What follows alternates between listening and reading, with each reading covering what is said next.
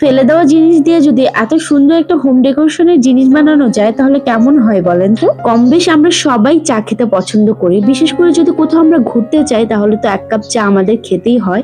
আর আমার কিন্তু চা এত পছন্দ না, কিন্তু কোথাও যদি আমি দেখি মাটির কাপে চা বিক্রি হচ্ছে তাহলে কেন জানি আমার এই চাটা খেতে খুব ইন্টারেস্ট ফিল করি।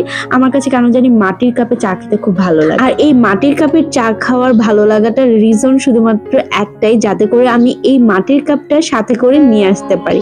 কখনই আমি এই মাটির কাপে যদি চা খাই তাহলে এটা কখনই ফেলে দেই না, কারণ আমি এই মাটির কাপের মধ্যে আমার কালার করতে বা ক্লে দিয়ে কাজ করতে আমার কাছে খুবই ভালো লাগে। অনেকদিন ধরে চিন্তা করছিলাম যে এইরকম আমি একটা চায়ের কাপে ক্লে দিয়ে কাজ করব।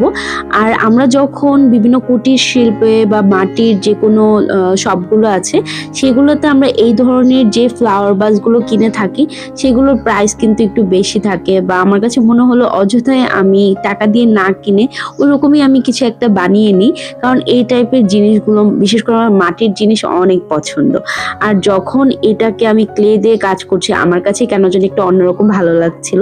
আর এটা যেহেতু আমি ক্লেগুলো না আমার একটু ফ্লাওয়ার আমার পছন্দ মতো ফ্লাওয়ার বানিয়ে নিয়েছি, আর এটার কালারটা একটু ফেড লাগছে কারণ হচ্ছে আমি এই ক্লেটা ফ্লাওয়ার বানানোর সময় আমি একটু পাউডার ইউজ করেছি, না হয় আমার হাতের মধ্যে ফ্লাওয়ারটা আমি বানাতে পারছিলাম না, আমার হাতে লেগে যাচ্ছিল। যখন আমি এই ফ্লাওয়ারগুলোর উপর বার্নিশ করে দিব তখন কিন্তু এটা আসল সৌন্দর্যটা ফুটে উঠবে। আর এটার ফাইনাল লুক দেখতে হলে কিন্তু অবশ্যই ভিডিওটা একদম লাস্ট পর্যন্ত দেখতে হবে।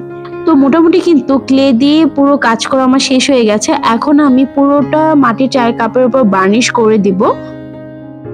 আর এই হচ্ছে আমার মাটির চায়ের কাপের ফাইনাল লুক। খুব সহজে কিন্তু একটা ফ্লাওয়ার ভাস রেডি হয়ে গেছে। তো আজকে ভিডিওটা আপনাদের কাছে কেমন লেগেছে সেটা কিন্তু অবশ্যই কমেন্টসে জানাবেন। সবাই ভালো থাকবেন। আল্লাহ হাফেজ।